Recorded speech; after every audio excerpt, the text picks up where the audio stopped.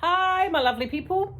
Now, I have been asked a question by one of my viewers, and she asked what sort of place I lived in and what Invercargill was like, what Southland was like. So I decided that I would start interjecting a little bit of New Zealand life into these videos and filter it into the stuff I was doing already so that you can sort of see how life is for us in this little known land of New Zealand. Driving when you're an amputee.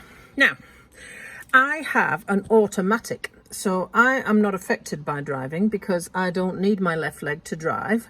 And what I do is this. I use this box for my leg and then this foot for the pedals. Now here in New Zealand, most cars that are sold new are automatic. It's only the old ones that are actually a manual, which is the opposite actually to England, because in England, if you had an automatic, you're seen to be a granny. However, there we go. All of our cars are imported. There are no cars that are made in New Zealand on itself. So most of them come from Japan, China, and that sort of thing as parallel imports. But if you are a left leg amputee, here in New Zealand, I know that they do an adaptation to the car where they put flip down pedals in and the accelerator is on the left hand side. So that if you're a right leg amputee, you have to drive with your left. I have actually spoken to a girl who does that and she said it was really weird to begin with, but you get used to it. And it is possible to make your car left and right foot drivable, which I never even knew before. On the way to the pool, just for a change. Now, obviously, New Zealand is built by English settlers, and the one that designed and built the road system in Invercargill was John Turnbull Thompson, and the site was selected in 1856. The roads are wider than most other cities in New Zealand because he wanted to fix the congestion problem before it started, and he wanted the road systems to have what English roads did not have, and that was space and width. So they look a lot wider than normal roads in normal towns, and that does not necessarily mean that the speed limit is any faster. In fact, the wide road I just showed you is still a 50-kilometre zone, which is 30 miles an hour. Even though it's a dual carriageway and they don't class it as a dual carriageway here, that doesn't make any difference to speed restrictions or anything like that in New Zealand.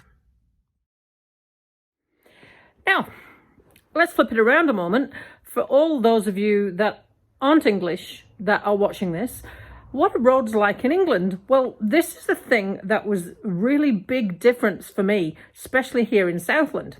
The roads in England are a lot narrower and a lot busier. So it is quite common in towns for the road to only just be wide enough for two cars to pass and then a pavement. And it's quite common also for houses to not have front gardens. So you have to park your car on the road. If the road is just wide enough for two cars, what you tend to see is people parking their car half on the pavement and half on the road. And if you do that on both sides, what that can mean for a narrow road is you can't get two cars past.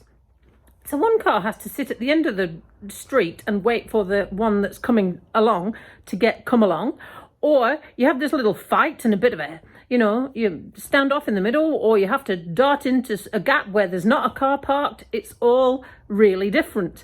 In roads that are out in the country that aren't in towns. Now here, the road between here and Dunedin goes through country, towns and villages and all sorts of things.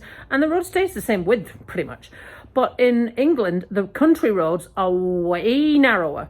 So your two lanes might only just fit a car down and sometimes not fit two cars down. I remember when I'd only been here a couple of years and I went back to visit my parents, and the bushes on the side, I was sitting in the passenger seat, were just missing the window by this much and sometimes clipping the car's wing mirror. And that felt really, really close, having been in these big wide roads in New Zealand where nothing is very close to anything else. And the other thing that I thought that I better mention, and I don't know what this is like in the rest of New Zealand, if you're watching this from somewhere else like Wellington or Auckland or somewhere in a bigger regional centre, I'd like to know your thoughts on this. But here in Invercargill, the traffic is really quite laid back. So if you get a driver that does something dickish, you're not going to have a whole lot of people going, meh, meh, meh. That's what would happen in England. You'd have a whole lot of people doing that. And there was a phase for a while where people would deliberately cause accidents because you could claim off somebody's insurance, blah, blah, blah. That doesn't happen here because you don't have to have insurance legally. So you can't deliberately drive into someone because they might not actually be insured. So the drivers are a lot more chilled. Now, accidents do still happen, but you don't see road rage anywhere near as much.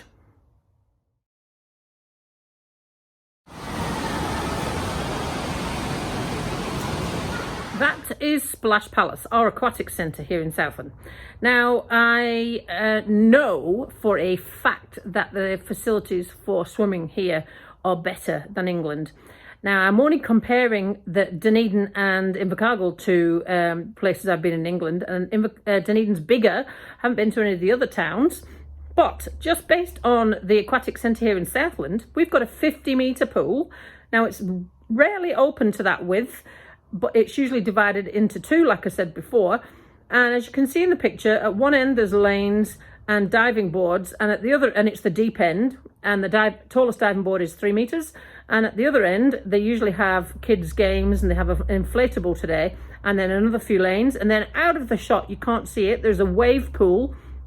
And then in another building, there's a learning pool for kids who are learning to swim that are supervised by the swim team here in Splash Palace. Now, they provide swimming lessons to all of the schools. So in England, flip it over for the people of New Zealand. In England, your local pool would actually literally be a pool. So it would always be a 25-metre pool unless you're in a massive fancy city. And it might have a paddling pool for little kids, but that is literally all it would have normally. In Dunedin, I go to Dunedin swimming sometimes. I go there that much with hospital and stuff. Now, their pool, Moana Pool, is a lot older a building, but it's still got slides. Splash has got slides. It's still got water slides. It's got a paddling kiddies pool. It's got a deep pool where it's a 50-metre pool with a bulkhead that is manual. So they literally push it backwards and forwards. And it's also got a diving pool, and it must have a 10-metre diving board because the diving pool is a lot deeper. And so they've got lanes in the diving pool. They've got lanes at both ends of their 50-metre swimming pool. And it's an old building. So I really do think that New Zealand does better than all the places I've been to in England with regard to swimming facilities. Now, do you remember me mentioning the post box not being outside my house or even in my door or anything like that yesterday? Well, as I was coming in today, the postman was delivering the mail. This is him. In England, the postal service is nationally owned and the posties are all employed by the postal service. Here, it's not quite the same. So in rural areas like where I am, outside of towns and cities, it's called rural post. And each postie has a round. Now, ours is rural delivery 4, and the postie has to buy the round, and he is contracted self-employed as a postie. And he owns the round, so it's quite different. Thank you for the question, Thelma. And if anyone's got anything else they want me to add or answer, please do let me know. I will continue to put a bit in. There's so much to tell you about this local area as it is. And there's a lot of things in New Zealand that are similar, and there's a lot that are really quite different. And I bet New Zealanders don't even realise. So thank you for watching, and I'll talk to you again soon.